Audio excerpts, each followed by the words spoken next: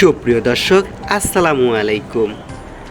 আজ আমরা জানব চাঁদপুরে কেন একদিন আগে ঈদ পালন করা হয়। আসুন সেই ইতিহাসটা আমরা জেনে নেই।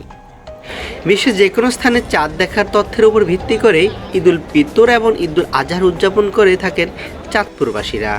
সরকারের চাঁদ দেখা কমিটির সিদ্ধান্ত অনুযায়ী বাংলাদেশে পবিত্র ঈদুল ফিতর উদযাপিত হবে সোমবার 31শে মার্চ, কিন্তু সৌদি আরবের সাথে মিল রেখে রোববার 30শে মার্চ 2025-এর ঈদুল ফিতর উদযাপন করবেন চাঁদপুরের অর্ধশত গ্রামবাসী। চাঁদপুর জেলার হাজীগঞ্জ উপজেলার সাদরা গ্রামের 1928 সাল থেকে প্রয়াত পীর মাওলানা ইসহাক চৌধুরী এবং তার অনুসারীরা ওই সময় থেকেই সরকার তথা রাষ্ট্রীয় সিদ্ধান্তের বাইরে গিয়ে একদিন আগে ঈদ উদযাপন করে থাকেন।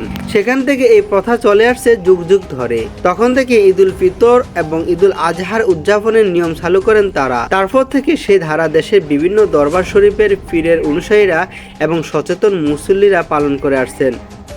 এরই ধারাবাহিকতায় বাংলাদেশের সিলেট, মাদারীপুর, ময়মনসিংহ সহ নানা জায়গায় একদিন আগে ঈদ উদযাপন করা হয়। চাঁদপুরের পীরজাদা সাদরা দরবার শরীফের ডক্টর বাকিবিল্লাহ মিশকাত চৌধুরী বলেন, দুই ঈদ পালনের ক্ষেত্রে আমাদের সৌদি আরবকে অনুসরণ করা হয় না, বরং এক পৃথিবী এক চাঁদ নিয়ম অনুসারে বিশ্বের যে কোনো দেশে চাঁদ দেখার বিষয়টি নিশ্চিত হলেই তবে আমরা দুই ঈদ উদযাপন করে থাকি। চাঁদপুরের সাদরা দরবার শরীফের বর্তমান পীর মাওলানা জাকারিয়া চৌধুরী আল মাদানী বলেন, পৃথিবীর যে প্রান্তে চাঁদ উঠুক তা সব মুসলমানের জন্য এক। তিনি বলেন, হানাফি, মালিকি, হাম্বলি মাযহাবের চূড়ান্ত সিদ্ধান্ত অনুযায়ী পৃথিবীর এক প্রান্তে চাঁদ দেখা গেলে সর্বপ্রান্তে তার উপর আমল করতে হবে এবং সেই হিসাব ধরেই তারা ঈদ উদযাপন করে থাকেন বলে জানিয়েছেন।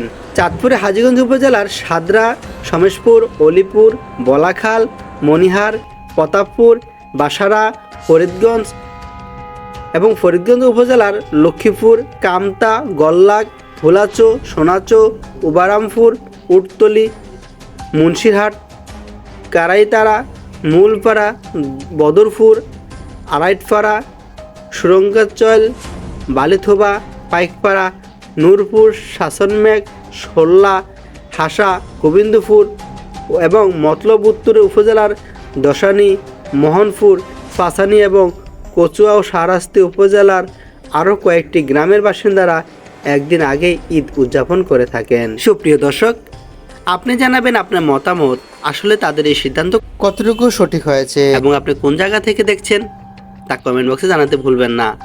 সবাই ভালো থাকবেন, সুস্থ থাকবেন। আল্লাহ হাফেজ।